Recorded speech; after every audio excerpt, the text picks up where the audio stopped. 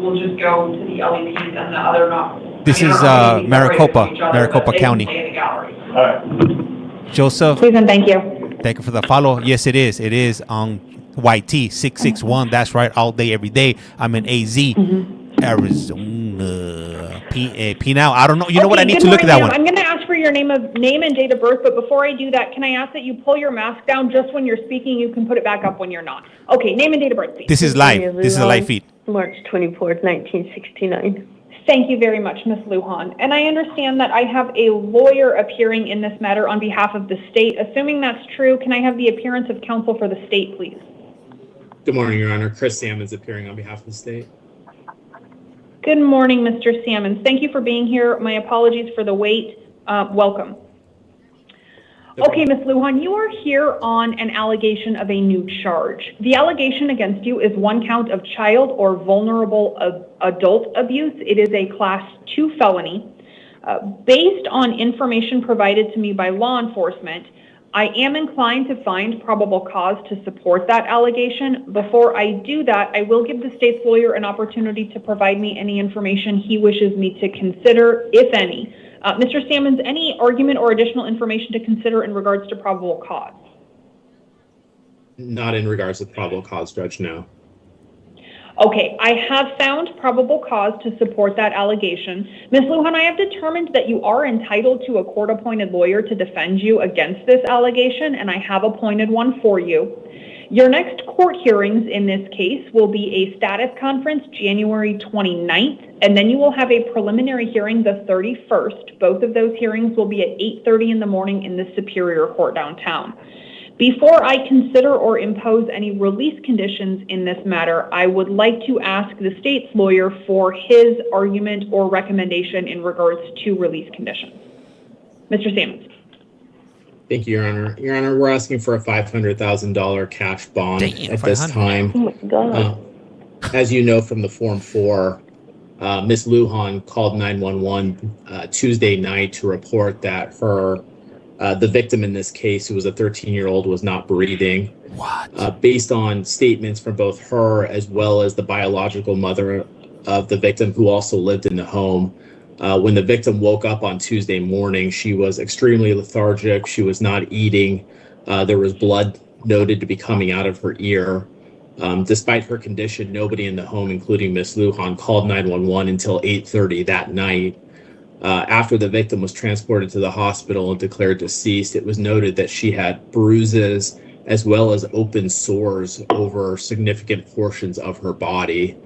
When the police did a search of the home, they found a makeshift cage in the room where the victim slept. What? There was no mattress, there was no bedding. It was fashioned with zip ties so that the victim couldn't get out, and the floor was covered in feces and urine. According to the biological mother, the victim hadn't been out of that room in weeks, and it appears that she wasn't let out of that room. And so under those conditions, Judge, at this point, we don't have a cause of death for the victim, and we won't know that until the autopsy.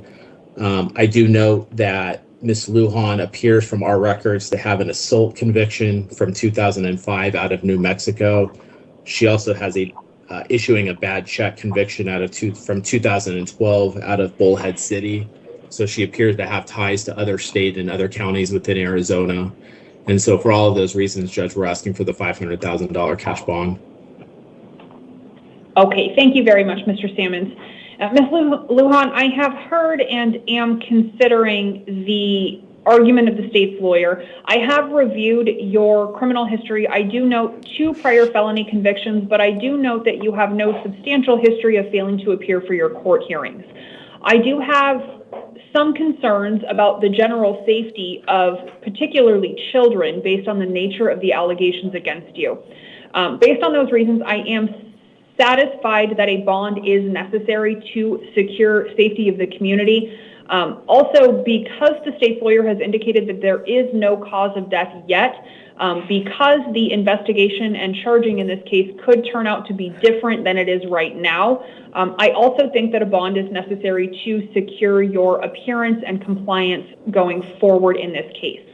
So I am going to impose a $500,000 bond, but I will issue it as a secured appearance bond, which means you have the opportunity to use a bonding company to get that posted if you choose to. If you do post that bond and you're released from custody, you cannot have contact with any alleged witnesses or people that have factual information in regards to the allegations against you.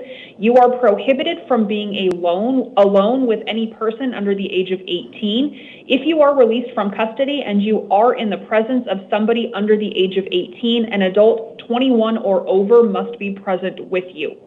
You're also prohibited from possessing any drugs without a valid prescription if you are released from custody. Anything else we need to address on this matter, Mr. Sammons? No, thank you, Your Honor. Okay, thank you, Mr. Sammons. You're free to stay on the line, but that'll conclude this particular hearing, so you're free to disconnect if you choose to. Okay, Ms. Lujan, you are also here on a warrant issued by the Winslow Justice Court. The allegations on that warrant are both misdemeanor. One looks like interfering with judicial proceedings, one issuing a bad check. On that warrant, you are entitled to a court-appointed lawyer for purposes of release conditions. That lawyer will be appointed for you by the next judge you see. That'll be the Winslow judge. Your next hearing on that misdemeanor warrant will be an arraignment hearing January 29th. It'll be at 9 o'clock in the morning in the Winslow Justice Court. On that warrant, you have a $5,959 cash-only bond. So your total bond for both of these matters will be $505,959. $5,959 of that is cash only. Any questions about your release condition? How would I do the Winslow court if I have court here? Well, if you don't post that bond and you're in custody on the 28th, somebody from Winslow will come down and pick you up and take you to court in Winslow, and then either bring you back, or somebody from Maricopa County would then go up to Winslow and bring you back down for your court hearings. So if you don't post that bond and you're in custody, you'll be transported for your court hearings. If you do post that bond, you'll have to make arrangements to get to all of your court hearings on your own. I won't be posting the bond. Okay. Any other questions, Ms. Lujan? No. All right. Thank you very much. You can step back and get your paperwork.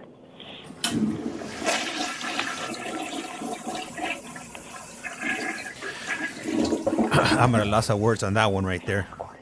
But toilet, drop one, flush one.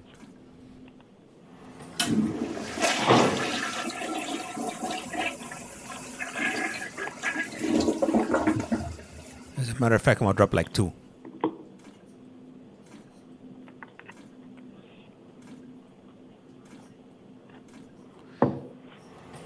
Water in the hole.